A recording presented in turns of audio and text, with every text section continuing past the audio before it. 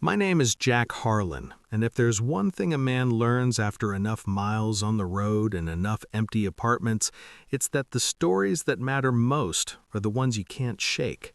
They ride shotgun with you, quiet at first, then louder every time you pass a sign for Brooklyn or hear a woman's soft laugh in a diner. This is mine.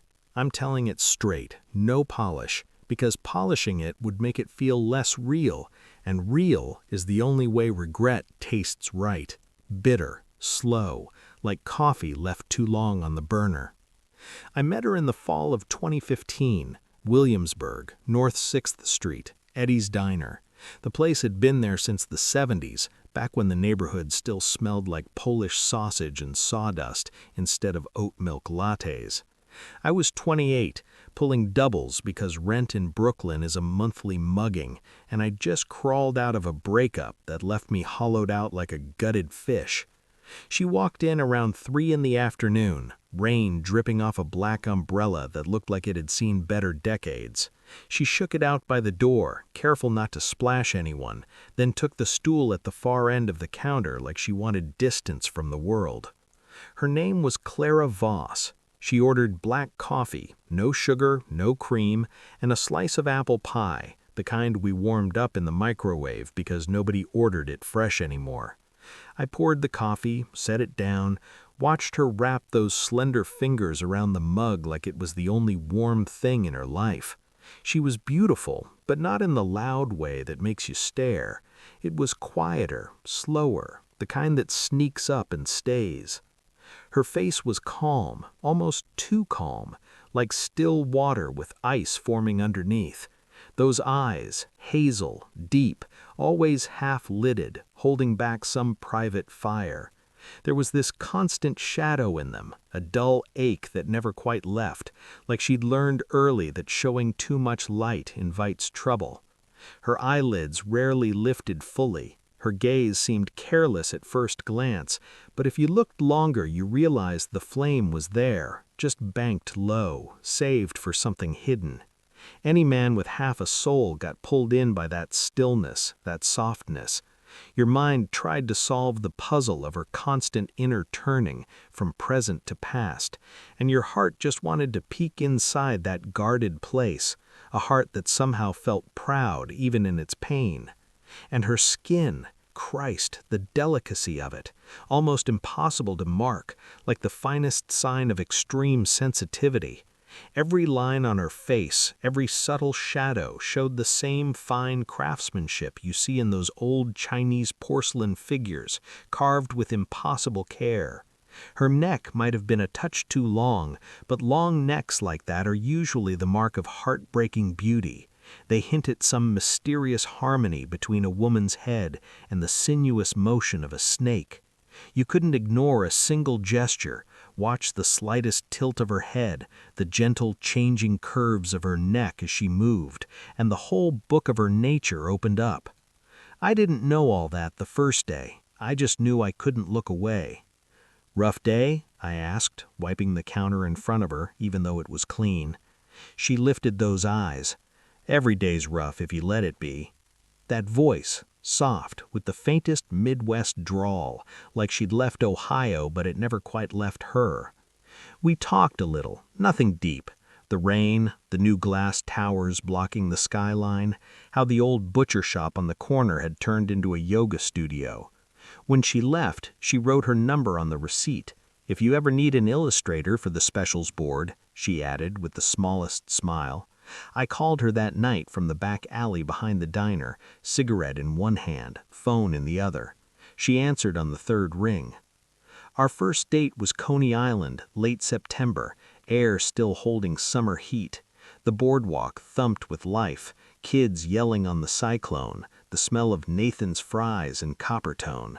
She wore a pale blue sundress that fluttered against her legs, hair loose and catching the salt breeze.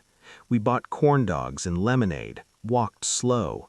On the Ferris wheel, high up, the ocean glittering below, she rested her head on my shoulder. "This feels easy, no pressure." I agreed, even though inside I already felt the pull, the beginning of something that would hurt later.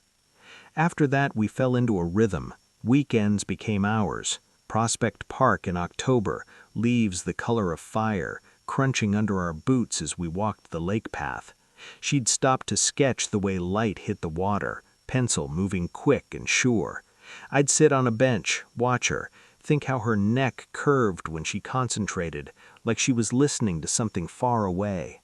One Sunday we bought hot pretzels from a cart, the kind with too much salt, and sat on the grass sharing bites.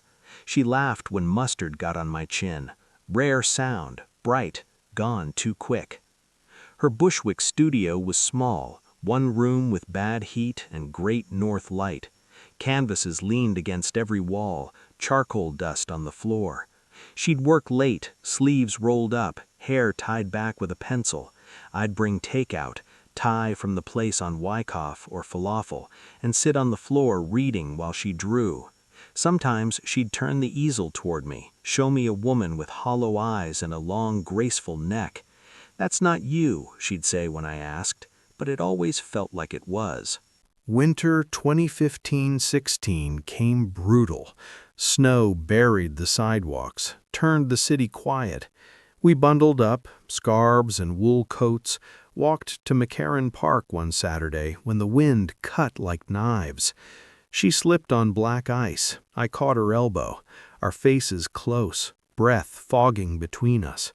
She laughed, real, unguarded, and for a second the shadow lifted. That night in my apartment, a railroad flat in Greenpoint, pipes clanging. We made cocoa, sat on the couch under a blanket.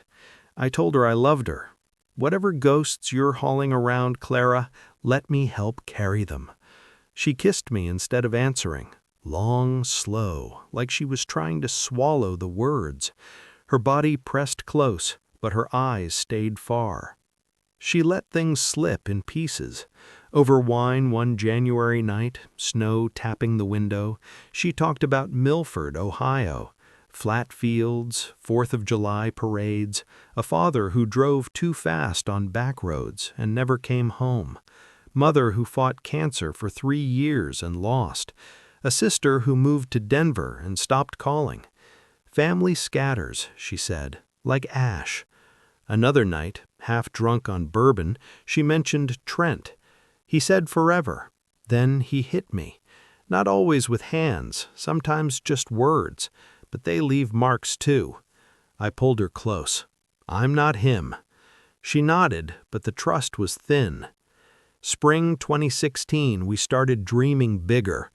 Road trip to Philadelphia, cheesesteaks at Pat's, yelling at the Liberty Bell like tourists. We sang along to the radio, windows down, Springsteen blasting. Stopped at roadside diners, her always ordering pie and black coffee. Comfort, she'd explain. We talked about moving in together, maybe a place in Hudson Valley someday, trees instead of concrete. But even then, the silences stretched. She'd stand at the window for 20 minutes, neck arched, staring at nothing. May, we drove to the Hamptons on impulse, borrowed my buddy Mike's old Chevy convertible. Ocean smell, dunes rolling by. Stopped at a shack for clams and cold beer, sun setting red over the water. She said, quiet, "Do you ever feel like you're drifting, Jack?" I told her, with her, it felt like purpose. She stared hard. "What if I'm the current pulling you down?" I should have pressed, asked what weight she carried. Instead, I pointed at dolphins offshore. That night, in a motel with buzzing neon, we made love like it was the last time. Urgent, tender, her fingers digging into my back. Back in Brooklyn, she started fading. Studio hours stretched past midnight. Texts delayed. I waited up, apartment feeling bigger and colder. One fight over canceled plans exploded. "Why won't you talk to me?"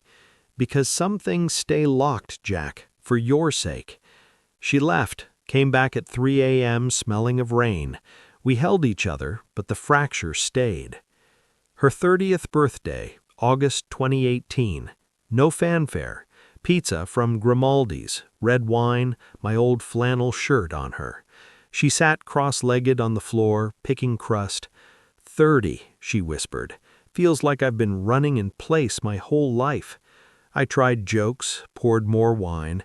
She smiled, but those eyes, still banked, still distant. A week later, I need space, Jack. Not forever, just to breathe. I begged, offered anything. She packed one bag, left for her sisters in California. Door closed soft. The silence roared. After that, I broke slow. Drank too much in Greenpoint bars, woke with headaches and shame. Dated a few women, nice, pretty, none with that quiet storm. Moved to a studio in Astoria. Then the truck job came. Long hauls, Midwest to West Coast. Highways became therapy. I'd drive I-80 through Nebraska at dawn, radio low, replay every moment. Every woman in a passing car with a graceful neck turning slow brought the ache back fresh. Years blurred. 2020, pandemic lockdowns, I hauled essential freight, alone more than ever. 2022 saw her name in an art journal, gallery show in LA, illustrations of women lost in thought. Almost drove west, wrote a letter instead, never sent it. I should have asked, should have listened harder. Now, January 2026, I'm 38, parked at a Flying J off I-70 in Kansas. Coffee cooling in a paper cup. Waitress asks if I want a refill. I nod, but my mind's elsewhere. I think of Clara, wonder if she's still drawing those haunted women, if the fire ever flared or just smoldered out. I think of her face that first day in the diner, rain in her hair, and how I never said the right thing. The biggest regret isn't the goodbye. It's all the days I didn't push, didn't say, let me see the hurt so I can share it. I was scared of her pain, of mine, of drowning in depths I couldn't swim. So I let her drift, watched her go. Regret doesn't shout. It rides quiet beside you, mile after mile. It whispers her name when the radio fades. It reminds you some loves don't explode. They just fade into highway haze, leaving echoes. I still drive, still think about turning east and knocking on that old Brooklyn door. Maybe someday I will. For now, the road keeps me moving. And this story, this is how I keep her close. By saying her name out loud, even to strangers in diners. Because if I stop telling it, she might vanish for good. And that would break what's left of me. Dear audience, if you like my story, please like, share, and subscribe the channel.